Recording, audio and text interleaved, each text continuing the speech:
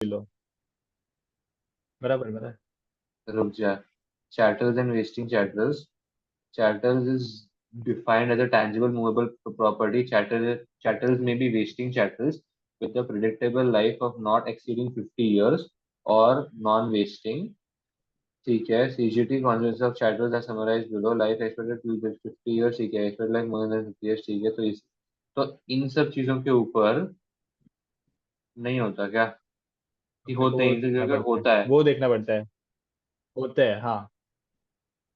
ठीक है, अभी आते हैं ये vesting chattels with less than 50 except exemption. Okay, plant and machinery covered below. ठीक है, तो क्या है ये?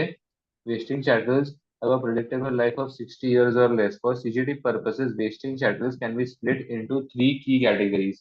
Chattels are not eligible for capital allowances, exempt from CGT, covered above.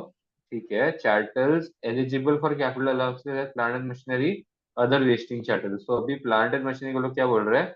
Plant and machinery is always deemed to be a wasting asset, sold at a gain. एक minute, sold at a gain. unless Normal calculations apply sold at unless again। cash basis of assessment is used, in which case the profit would have already been subject to income tax. Sold at a loss, no gain, no loss, as relief for losses given in the capital allowances computations. समझा मेरे को ये क्या है? मतलब ये plant and machinery अगर आया तो क्या होगा फिर? अभी देख वो लोग क्या बोल रहे हैं बेसिकली, अगर तू प्लांट एंड मशीनरी ली है और तू उस पर कैपिटल अलाउंसेस क्लेम कर रहा है। कैपिटल अलाउंसेस अपन क्लेम करते हैं, पूरा कॉस्ट उसका रिटर्न डाउन वैल्यू जीरो कर देते हैं एआई क्लेम करके। अगर तूने उसको गेन पे बेचा तो तेरे को बैलेंसिंग चार्ज आता है। हम्म। अभी हम्म। अगर वो वेस्टिंग चार्टर रहता नॉर्मल वाला तो पहली बात तो अपन उस पर कैपिटल से क्लेम करते कि नहीं, मेरे को जीरो आइडिया है।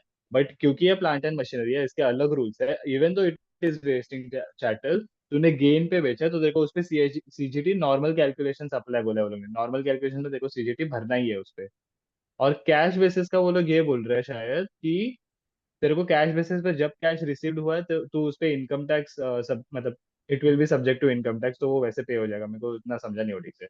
और सोल्ड एट अ लॉस है तो फिर कुछ नहीं है उसका। तू अभी कैपिटल अलाउंस में भी तेरे को याद आ रहा रहेगा, तू सोल्ड एट अ लॉस किया तो वो तेरे को बैलेंसिंग ये देता है, अलाउंस देता है। तो वो बैलेंसिंग अलाउंस तू जो भी है सेट ऑफ कर सकता है वैसा। ओके। ओके, बेसिकली यहाँ पे तुम्हें तेरा मशीनरी वर्थ लेस हो गया था तो द ओरिजिनल कॉस्ट, तो तूने ओरिजिनल कॉस्ट पे कैपिटल अलाउंस ले लिया। क्योंकि तूने कैपिटल अलाउंस ऑलरेडी ले लिया है, अब तेरे को यस, उस चीज का ऊपर टैक्स भरना ही पड़ेगा।